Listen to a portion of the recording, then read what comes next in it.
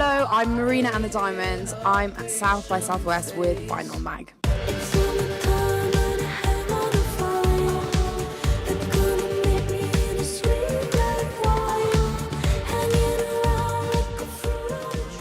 How has your South by been so far? It has been chaotic, as I thought it would be. But it's been really fun, and tonight's my last show. It's with Neon Gold Records, who are my best friends.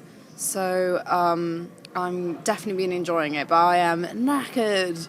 Yeah. How many shows did you have? So this is my fourth one. Okay. Yeah. All right. Yeah. Did you get to see anybody, or have you just been going and promoting and interviewing? Not even one band. Really? No. Wow. I'm going to see Christine and the Queens tonight. Okay. And Years and Years. How has response been to the album, and have people been like knowing the words and everything already? Yeah. Awesome. It's actually, I did an Atlantic showcase yesterday afternoon, and it was incredible. Like, people had been waiting there for 9 hours or something silly. How did you come up with the idea to release one track a month? Once I decided to call the album Fruit, my manager had asked me, do you want to release this as an album, or you can do whatever you want. We should try and do something that's not that is unorthodox, because I think you're the type of artist who can do that. And so I had to think, and I was like, well, it'd be cool to release one track a month. And then actually only 2 weeks before the kind of idea was announced, I was like, oh, it should be called Fruit of the Month. Yeah, that was good. Yeah, but like the aim was to provide a visual world, different colour, different fruit for each song. Mm-hmm. So that kind of represented that song, and it's worked really well. It was really, really fun. Yeah. Not like my previous two albums. It's not kind of contemporary pop sounding record. So that's kind of given me freedom to do something else. Yeah. This is the first one you wrote solely on your own. Yes. But you co-produced. Yes. So what was the process like compared to writing with others? A lot easier, to be honest. Because you have your own say and everything. Yeah. And also, I mean, a lot of the first album was written alone, and that's how I've kind of always been as an artist. So I'm very independent creatively. So it was a relief, really. Not that I won't ever co-write again, but just needed to do this time. It definitely has its challenges as well. After Gold releases on April 4th? Yeah. Are you going to release anything else, like videos or anything after that? Yeah, I think so. I really want to do a video for a song called Savages.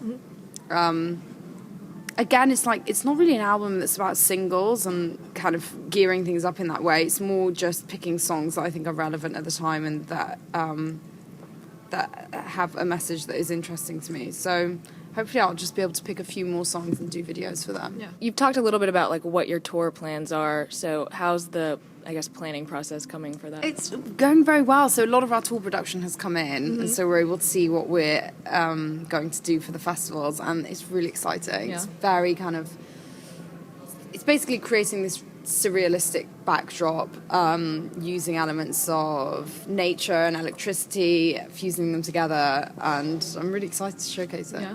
Have you started planning like dates and everything? Yeah, so Lollapalooza is one of the first dates, but Coachella is another one which I'll be testing some things out. Yeah. Yeah, so You're excited? yeah, I really am. Can't wait. Awesome. Okay. So how is it going back into the promotion process after having been off of the road for so long? It's really nice, actually. Yeah, because I hadn't done it for a year and a half. It's felt very fresh and different to other records. I think there are different talking points and also attracting a different type of press. So it's going less with kind of, I don't know, like superfluous interviews where you're like...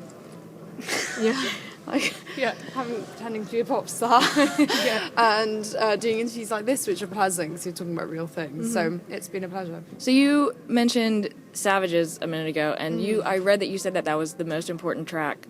And I'm wondering if you can sort of expand on that, like why?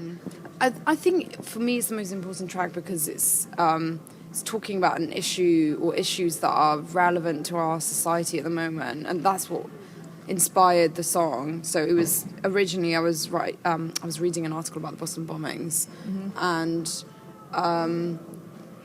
it just got me thinking about how at the core of what it is to be human and human nature is that we have this balance between bad and good and acting on bad and good thoughts, and I felt really disgusted and really disturbed by the type and range of news stories that we were getting, you know, about gang rape culture in general, attitudes towards women, terrorism, and all of these things aren't really new topics, specifically something like rape. And it's like, why does that happen? Like, instead of talking about it in the media as if, you know, oh, of course we should punish people who do that and condemn it, but why is it a human trait? Because it does seem to be natural, even though that is horrendous to say that, and it's very horrendous to accept that. No. Those are the things that I think about and try and, I suppose, deal with in my head, and I'm sure there are other people who do the same thing. Yeah. So yeah, it seems like a relevant song at the moment to put out there. Thanks for talking to us. Thank you and very yeah, much. hope you enjoy your South by, and Thank you. thanks for sitting through my cough attack.